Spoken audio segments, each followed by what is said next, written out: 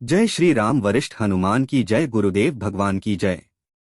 आध्यात्मिक ऊर्जा और सकारात्मकता से परिपूर्ण महाराज जी से जुड़े अनुभवों को साझा करने का यह एक छोटा सा प्रयास है। अनेक लोग जिन्होंने प्रत्यक्ष या अप्रत्यक्ष रूप से महाराज श्री की कृपा और उनकी आध्यात्मिक दृष्टि का अनुभव किया है, वे इन घटनाओं को शब्दों में पिरो नहीं सके। साधारण जीवन जीने वाले परंतु अद्भुत आध्यात्मिक चेतना से उत्प्रोत गुरुदेव की अनगिनत कहानियां हैं, जिनमें सत्यता और दिव्यता का अद्भुत संगम है। गुरुदेव केवल सत्य, सरलता और वैदिक ज्ञान पर बल देते हैं। वे कभी भी कथावाचकों, दरबारियों या आध्यात्मिकता को व्यापार बनाने वालों की तरह नहीं रहे, बल्कि वे आध्यात्मिक ज्ञान को वास्तविकता के धरातल पर लोगों को समझाने का कार्य करते हैं। आज हम उन्हीं से संबंधित एक सत्य घटना को साझा कर रहे हैं। घटना एक। पूर्वज्ञान की अद्भुत शक्ति। महाराज श्री के एक परिचित का फोन आता है। उनकी आवाज भावनात्मक और भयभीत होती है। वे बताते हैं कि उनके परिवार के एक सदस्य को गुजरात के एक अस्पताल में भर्ती किया गया है। डॉक्टरों का कहना है कि स्थिति गंभीर है, लेकिन उपचार से सुधार की संभावना है।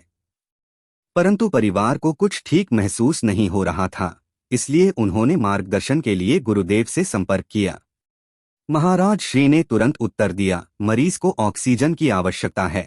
आपको जान के आश्चर्य होगा कि गुरुदेव ने उस मरीज व्यक्ति को जीवन में कभी देखा नहीं था और ना ही उसे कभी बात की और ना ही कभी उससे मिले थे। आगे ऑक्सीजन की आवश्यकता है, यह सुनकर परिवार वाले चौंक गए, क्योंकि डॉक्टरों ने ऐसा कुछ नहीं कहा था। फिर भी कुछ समय बाद जब डॉक्टरों ने मरीज की स्थिति बिगड़ती देखी तो उसे वेंटिलेटर पर रखा गया। परिवार के सदस्य ने दोबारा महाराज श्री को फोन किया और कहा, आप सही कह रहे थे, अब मरीज को वेंटिलेटर पर रखा गया है। अब आप क्या देख रहे हैं? गुरुदेव ने बिना कोई संकोच उत्तर दिया, मरीज के पास केवल 6 घंटे हैं। यह सुनकर परिवार भयभीत हो गया। और जैसे ही 6 घंटे पूरे हुए, अस्पताल से सूचना आई कि मरीज अब नहीं रहा। गुरुदेव की बात अक्षरशः सत्य सिद्ध हुई। घटना 2। पूर्वज्ञान और निश्चित समय। पुणे में रहने वाले एक राजस्थान निवासी परिवार ने महाराज श्री से संपर्क किया। उनके एक रिश्तेदार जो राजस्थान में रहते थे, गंभीर रूप से बीमार थे। उन्होंने गुरुदेव से व्यक्ति की स्थिति जाननी चाहिए। गुरुदेव ने कहा, मुझे उसकी तस्वीर दिखाओ। फोटो देखने के बाद गुरुदेव ने केवल इतना कहा, इस व्यक्ति के पास केवल 12 दिन शेष हैं। यह सुनकर परिवार वाले चिंतित हो गए और ठीक 12वें दिन उसी समय पर वह व्यक्ति इस संसार को छोड़कर चला गया। संबंधित व्यक्ति से गुरुदेव कभी मिले नहीं थे, बात नहीं की थी और ना ही उनको जानते थे, और सामने वाले व्यक्ति भी गुरुदेव को नहीं जानते थे। महाराज श्री की आध्यात्मिकता। गुरुदेव एक साधारण व्यक्ति की तरह जीवन व्यतीत करते हैं। वे कभी भी अपनी ऊर्जा, साधना और आध्यात्मिक ऊंचाइयों के बारे में चर्चा नहीं करते।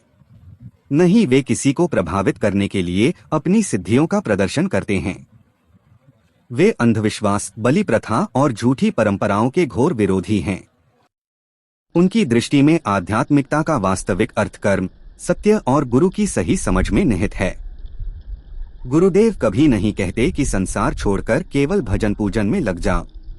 वे सिखाते हैं कि कर्म करना सबसे महत्वपूर्ण है और सही मार्गदर्शन के साथ आध्यात्मिक उन्नति संभव है। हमने आज 2 अनुभव साझा किए जो महाराज श्री की आध्यात्मिक दृष्टि और पूर्वज्ञान की अद्भुत शक्ति को दर्शाते हैं। हम सभी से अनुरोध करते हैं कि यदि आपके पास भी ऐसे अनुभव हों तो उन्हें साझा करें। गोपनीयता और सुरक्षा को ध्यान में रखते हुए नामों का खुलासा नहीं किया जाएगा। आगे भी हम आध्यात्मिक यात्रा, उन्नति और जीवन के गूढ़ रहस्यों को समझने के लिए गुरुदेव से जुड़े रहें। आज भी हर रविवार महाराज श्री सभी से बात करने के लिए उपस्थित होते हैं और लोगों के उत्तर देने का प्रयास करते हैं तथा समस्याएं सुनके उनके ऊपर निशुल्क मार्गदर्शन करने का काम करते हैं। यहाँ आपको अंधविश्वास से बचाने का प्रयास तथा सत्य और ध्यान को निशुल्क सिखाने की कोशिश गुरुदेव करते हैं। यहाँ पर किसी भी तरह का पूजा पाठ, हवन तथा अन्य बातों को बताकर धन नहीं लिया जाता। दरबार संपूर्ण निशुल्क होता है। स्वेच्छा से कोई दान पुण्य करता है तो उसको स्वीकार किया जाता है। आज के लिए यहीं पर रुकते हैं। मिलते हैं अगले सत्य अनुभव के साथ। वरिष्ठ हनुमान की जय। जय श्री राम। जय गुरुदेव।